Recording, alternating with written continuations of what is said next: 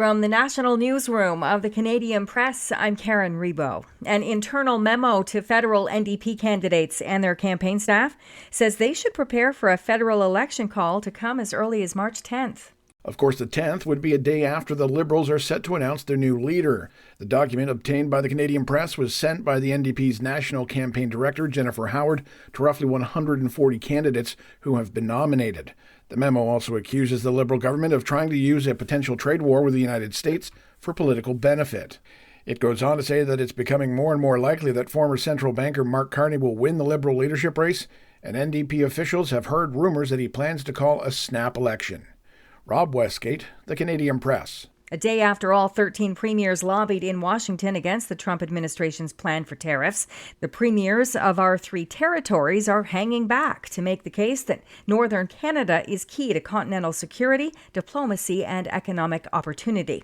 Yukon Premier Raj Pillai, the Northwest Territories' R.J. Simpson, and Nunavut Premier P.J. Akiagok will take part in a discussion this morning at the Wilson Centre on prospects for collaboration between Canada and the U.S. in the Arctic. Now, all 13 premiers met yesterday with top aides to U.S. President Trump at the White House to make their case against threatened tariffs next month. BC Premier David Eby said Trump's advisors urged them to take Trump seriously about the U.S. wanting to be treated fairly in trade. Yeah, we had frank conversations about the 51st state comment where we underlined that was a non-starter. That was obviously consistent among all the premiers.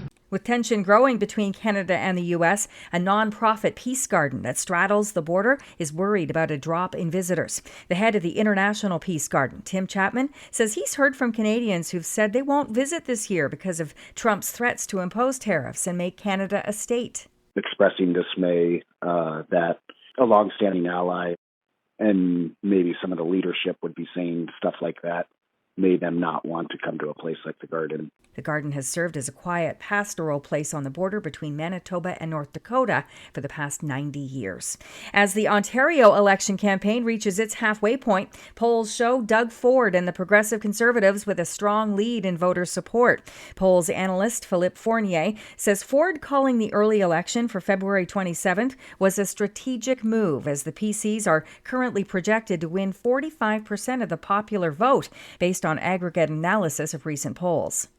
Right now in the projections, I have the PCs at 100 seats out of 124. Party leaders will begin making their way to North Bay today or tomorrow ahead of tomorrow's debate. And they'll be schlepping through some snow. Much of southern Ontario and Quebec is under winter storm and snowfall warnings as a low-pressure system moves east toward the Atlantic provinces this morning. This is the Canadian Press.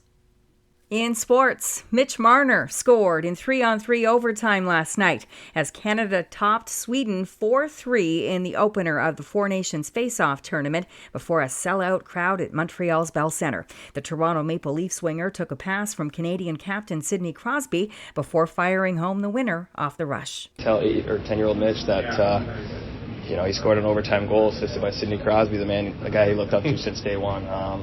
It's pretty crazy. Crosby had 3 assists for Canada. The U.S. and Finland played tonight in their tournament opener for both countries.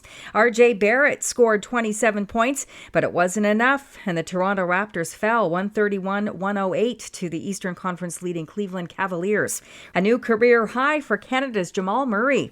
The Nuggets star from Kitchener, Ontario, put up 55 points as Denver downed the Portland Trailblazers 132-121 for Portland's 8th straight victory. From the Canadian Press, I'm Karen Rebo.